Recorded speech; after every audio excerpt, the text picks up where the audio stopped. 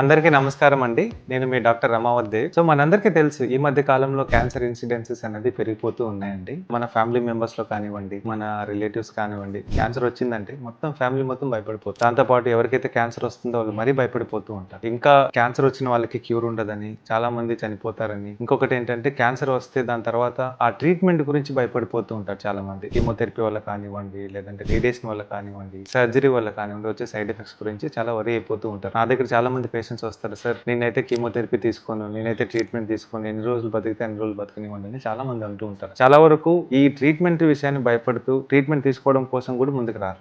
కానీ అది వాస్తవం కాదు. ఈ మధ్య కాలంలో వచ్చిన ఆధునిక ట్రీట్మెంట్ ఆప్షన్స్ చాలా ఉన్నాయి. టార్గెటెడ్ థెరపీ కానివ్వండి, ఇమ్యూనోథెరపీ కానివ్వండి, ఇలాంటి ట్రీట్మెంట్ ఆప్షన్స్ మంచి వచ్చాయి. వీటి వల్ల క్యూర్ అయ్యే అవకాశాలు చాలా ఎక్కువగా ఉన్నాయి. అదే కాకుండా మనకి క్యాన్సర్ ప్రివెన్షన్ కూడా ఉంది, వ్యాక్సిన్స్ కూడా వచ్చాయి. సో ఈ భయాన్ని తగ్గించడం కోసం మేము ఒక సిరీస్ స్టార్ట్ చేయబోతున్నాం. దాన్ని సిరీస్ ఆఫ్ హోప్ అంటాం అనమాట. Stories of hope. సో ఇది ఒక సిరీస్ రూపంలో మేము ప్రతి వారం వీడియో చేయడం జరుగుతుంది. ఈ వీడియోస్ ద్వారా ఏంటంటే మా దగ్గర చాలా మంది పేషెంట్స్ వచ్చారు, ట్రీట్మెంట్ తీసుకుని నయమైన వాళ్ళు ఉన్నారు. ప్రతి ట్రీట్మెంట్ వెనకాల, ప్రతి డయాగ్నోసిస్ వెనకాల ఒక ఇన్స్పైరింగ్ స్టోరీ ఉంటుందండి. సో ఆ ఇన్స్పైరింగ్ స్టోరీని మేము సమ్మరైజ్ చేసి మీకు చెప్పడం జరుగుతుంది. సో అట్లీస్ట్ ఆ స్టోరీస్ విన్న తర్వాత అయినా మీకు ఒక ధైర్యం వస్తుంది అనమాట. క్యాన్సర్ అన్నది నాన్ క్యూరబుల్ కాదు, క్యాన్సర్ ని మనం క్యూర్ చేసుకోవచ్చు అర్లీ స్టేజ్ లో డయాగ్నోస్ చేసుకున్నట్టయితే. అండ్ క్యాన్సర్ ట్రీట్మెంట్ అంత ప్రమాదకరమైనదేం కాదన్న ఒక ధైర్యం మీలో నింపాలనే కోరికతోనే ఈ స్టోరీస్ ఆఫ్ హోప్ అనే సిరీస్ మేము స్టార్ట్ చేయడం జరుగుతుంది. ఈ జర్నీలో మాతో పాటు మీరందరూ మమ్మల్ని సహకరిస్తారని ఆశిస్తూ సెలవు తీసుకుంటున్నాను. Thank you.